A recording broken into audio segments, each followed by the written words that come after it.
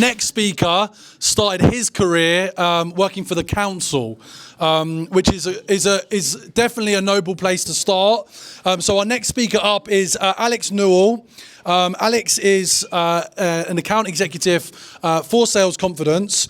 He started his sales career at Sales Confidence at the beginning of 2023 when we kicked off an initiative to build an SDR function.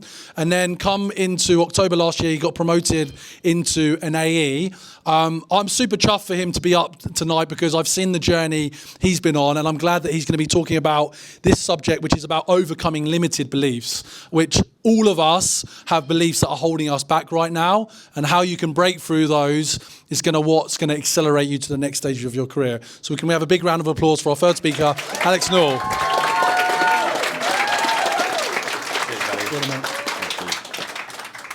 Okay, guys, so picture this, October 2022, and I'm stuck in my soul-crushing council job, and I'm feeling like I'm drowning, no way out, and I just got off the phone with a customer complaint who called me a paper pusher, and I could probably figure out the meaning by myself, but I decided to look it up anyway, and it turns out a paper pusher is someone who does boring or unimportant work in an office.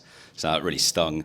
After 6 years at the council, I had some fairly colourful verbal abuse, but this was the one that really pushed me forward and caused me to take a bit of a look at myself. So fast forward to now, account exec at Sales Confidence. How did I make the change? Sounds a bit cheesy, but it's a journey of self-discovery, bit of resilience, and confronting my own limitations. I'm gonna have to do this every time. So look, as I embarked on that journey, Jan 2023, I was met with excitement, anticipation, but also this nagging voice in the back of my head, and that was doubt. I don't know if that sounds familiar to you guys at all, but the fear of rejection, the uncertainty of whether I could actually have what it takes to succeed in this cutthroat industry, it really weighed heavily on me. And it was threatening to hold me back, to be honest with you. I was really scared of failure. So, you know, these beliefs, these fears, this voice in your head, it acts as a barrier, an invisible barrier, and it blocks your path to success. And it was preventing me from achieving my goals and coming into my full potential. Now, I've learned more than ever in this last year that the power of the mind is an incredible thing. So when your little gran says to you, you can do whatever you put your mind to, yeah, she probably is trying to make you feel a little bit better about your shitty job at the council, but there is also an element of truth to that, right? So what are these self-limiting beliefs that I've mentioned? They are the narratives that we tell ourselves, often rooted in past experiences, fears, societal conditioning. They whisper in our ears, convincing us that we're not good enough, smart enough, and that we're not worthy of success. So I did a little bit of research in preparation for this talk. Obviously, I don't look very prepared, but what I found is our sense of self actually develops over time. It's influenced by many different factors: family, friends, school, social media, and comments and opinions from others actually shape this sense of self-perception, this self-image that we have. So what can contribute negatively to that? Well, you know, negative environments, lack of encouragement, these can also affect your self-image. And as children, we may not realize this, but we actually have the power to choose whether or not we take these opinions from others on board.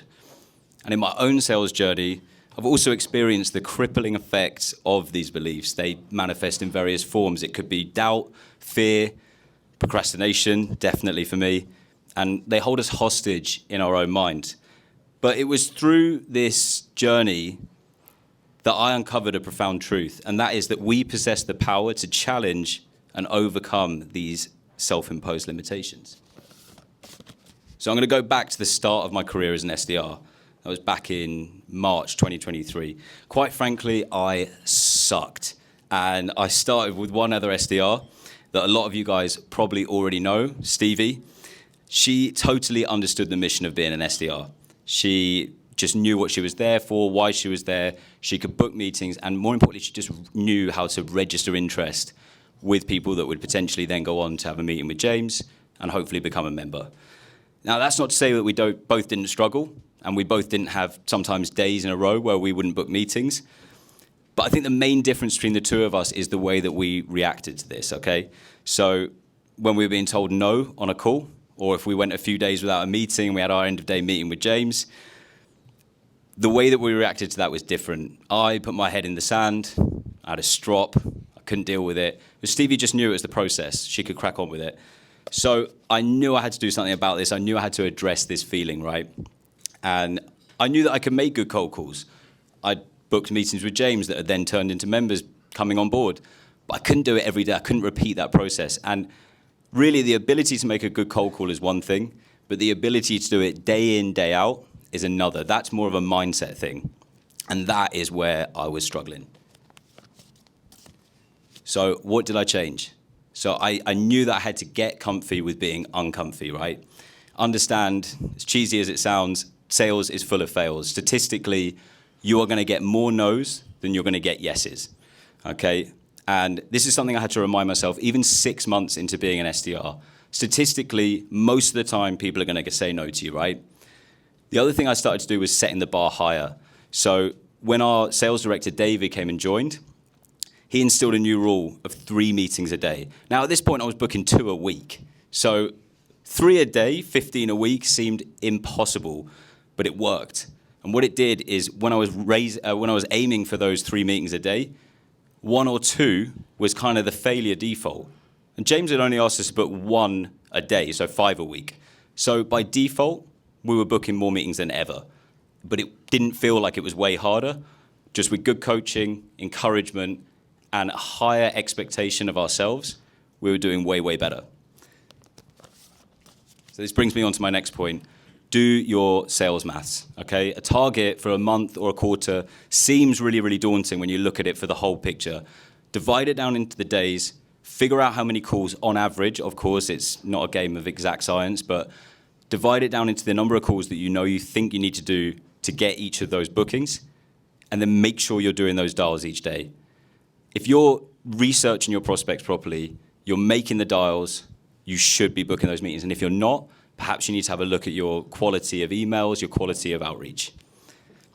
Use others to help you reflect as well. This is really important. I didn't even know how to access and find out what my self-limiting beliefs were. So find a mentor and get them to help you dig into it. Find out what's holding you back. And they'll not only be able to help you identify this, but also help you work on the areas that need to be worked on.